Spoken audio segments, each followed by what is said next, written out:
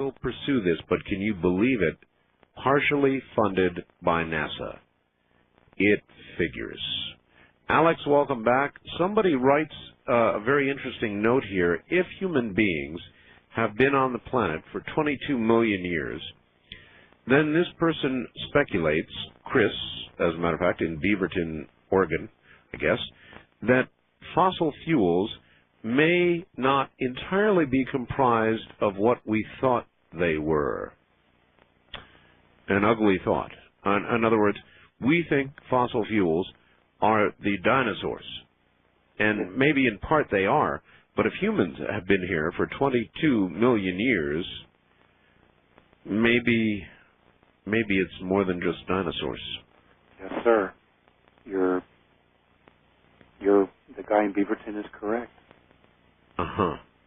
Hey, I wanted to read something. I once asked Thesseus what the definition of what our future was going to be as a race, as I started to learn more and more about our history and who, they perceive us to be. Mm-hmm. And this was his response. Okay. This is supposedly our future. Responsible freedom of self-determination, becoming truly self-confident and free, to unconditionally be responsible for oneself without being coerced to accept some higher authority. This is their definition of what our future as a race is supposed to be. All right. Here's somebody writing from Grand Rapids, Michigan. Art, where's Woodstock, Michigan? I've been here 25 years, and I've never heard of Woodstock, Michigan. Where do I find it on the map? It's in northern Michigan, on the west. Northwest side of Michigan? Yeah, there's a lake, I believe, maybe called Lake Woodstock. Okay. Yeah, my grandpa had a cabin up there.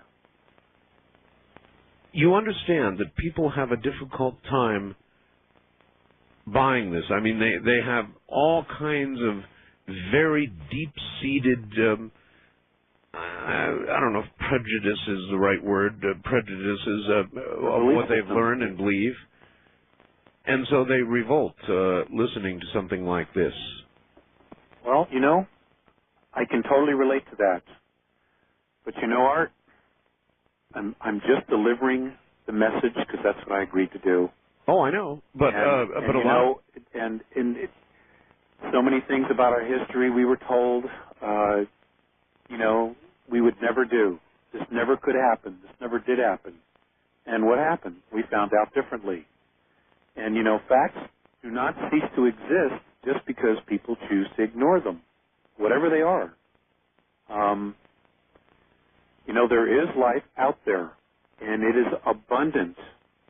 And we have been kept in the closet, in the dark, for a very, very long time. Have you had opportunities to virtually ask them anything you have wanted? Yes, I have. Have you ever asked them about crop circles? Yes, I have. And? They said it's fifth-dimensional geometry.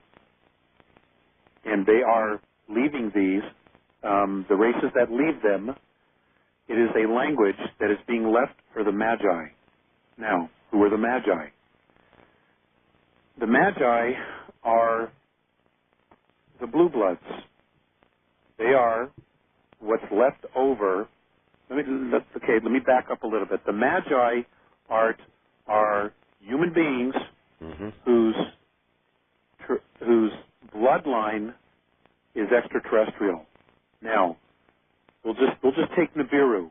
We'll just start with them since they were the last massive group that were here. Right. Okay? When they left, many of the males, and I believe the Bible even refers to this, the sons of God, admired the females of men, or the daughters of man. Yes. They slept with them, Art. Yes. They left offspring. Yes, I know. Okay? But they were considered half-breeds. They were not allowed to go with their fathers back to the home planet. That's why we had the flood, right? That's exactly right. They tried to wipe out everything, but some survived. And those that did survive were given technology and a specific bloodline. Now, they have survived. You have your blue bloods of Europe. They always try to marry within the same lineage. Okay? Mm-hmm. There are others that we know nothing about. Most of our political figures, most of our historical figures were nothing more than puppets for the Magi, for these ruling elite who are half extraterrestrial, who have extended lifespans. Now, let's talk about, and I want to bring up a quote here by Winston Churchill. Okay. After the Bretton Woods Conference, after World War II, he walked out of a meeting and he turned to a friend of his who was a reporter and said, you know, the world is run by very different personages, and when spoken of, even in private, you only dare do so in a whisper. Now, he didn't say human beings. He didn't say man. Mm-hmm. He said personages. Mm-hmm. And that means personality. That was a very significant statement, and it was his way of trying to say he knew that there was a whole other element of control going on here that nobody else knew about. And I know this is very difficult for people to understand. You know, and I'm sorry that you may have a difficult time with this. I'm not all that happy to have to tell you this. But this is just the way it is. It's just the way it is. Everything, virtually everything we have been taught is not the way it really is. The Bible?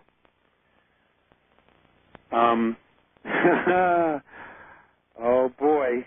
You want to go down that road, huh? Well, sure. I'm not afraid of any roads. I don't care.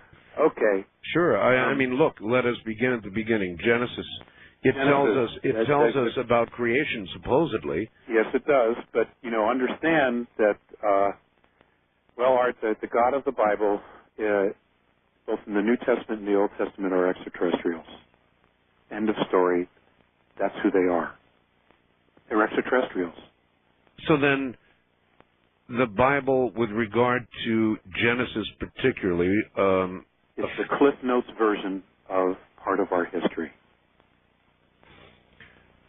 And I know a lot of people have trouble with this. I know. You know, and they're going to. And again, you know, I'm sorry. But that's what I've been told, and I know for a fact that that's true for me. I know for a fact that it's true. They were extraterrestrials. So they are our creators. Well, you're talking about the physicality. You're talking about creating, manipulating physical form. Yes. Okay? There's a whole other element to us, and that's our multidimensional souls. That they did not create, and in fact, the Andromedans themselves don't know exactly where the archetype of the original soul actually comes from. Aha. That's what I was going to ask next. In other words, do they worship a deity, or do they simply puzzle at a creation that precedes them? They puzzle after a creation that precedes them, and they refer to it as the isness. The what? Isness. They call it the isness. In other words, in relaying it to me, they refer to it as the isness. We call it God. There is a force, an energy, a consciousness that literally created the space, which we call our universe, which is multidimensional, which according to the Andromedans has over 100 trillion galaxies in it. You know, there are many who are going to say that what you are saying is heresy, what you are saying, you have been misled. If you are not lying, then you are dealing with representatives of Satan. There is no Satan, Art. The Catholic Church made it up. They even admitted it. They even admitted to creating the devil. But nobody wants to listen because everybody is so hooked on fear. People have become addicted to being afraid of something. A vengeful God? Well, that's what the Bible says. A God to be I am a feared. loving and forgiving God, Yep. yet I'm a jealous God Yep. who will throw you in an abyss for making a mistake. Yeah, I never bought into that part Right. either. A jealous God who would, if you thought about anything other than him, get angry and toss you into the fiery abyss. Yes. But if he was the only one, what would he be afraid of? I mean, you know, I don't get it. I never did. And I know. I know. A lot of people are going to have trouble with this, but you know what, Art? There's a lot of people that don't have trouble with it. They know that something's wrong. They've known since they were young. They just didn't have the pieces of the puzzle. I have some, and there are going to be others that are going to be following me. Alex, my mind is absolutely open to this, and that will get me hung by important parts of my body, you know, and that's fine, too. My mind is open to this. I can listen to this as easily as I can listen to the traditional biblical version of how it all occurred, and I can consider it just as easily. And I suppose that means I'm headed for the fiery abyss. Art, there is no fiery abyss. Well, it's good to know. You know, the only hell is the one we create in our heads. Yeah, or create right here on Earth. Right. For example, here's a quote by Mornay. Truth within you as a race is silent. On your world, conditioning is the voice so often spoken. It is not by thoughts or words that are spoken that reveal to us the soul. In our perception, it is through man's silence that we come to know him best. Human beings on your world become blind if they continue to walk as the shadow of their own enlightenment. Is there a heaven? As we understand heaven? Heaven, their perception of heaven is a higher dimensional realm. But as we conventionally understand heaven, flitting about as angels and whatever we imagine heaven to be, not that heaven. No, it's not quite like that. So it's kind of like everything we understand or believe to be true, many out there, simply ain't so. It ain't so. We have been led in a whole other direction to keep us stuck, because there are some races, Art, that have a lot of trouble with us evolving to our full potential. All right, here's something for you. Okay, because they consider us beasts. I understand. The average person would say, fine, you've had contact hundreds of times with them. Surely at some point through all of this, you must have said to them, this message is very difficult to take to humans. They don't believe it. What proof can you give me to take to them? Oh, whoever the person is, you have no idea how many times I've had that discussion. In fact, one of the contactees in South America who is currently having contact with Mornay apparently decided that he was no longer going to have contact because he simply could not and would not give out the message because he feared that he would be killed. Well, he's got a pretty good point. Yes, he absolutely does. And I've run that as well. I've had some security problems myself with me and my family. And friends of mine. Oh, believe me, I understand. Present ideas, present ideas that threaten people's faith, and look out. You ought to read my mail. I can imagine. But you know, Art, the bottom line is, and this is my bottom line when I decided to go public, and I put it off as long as I could. How long?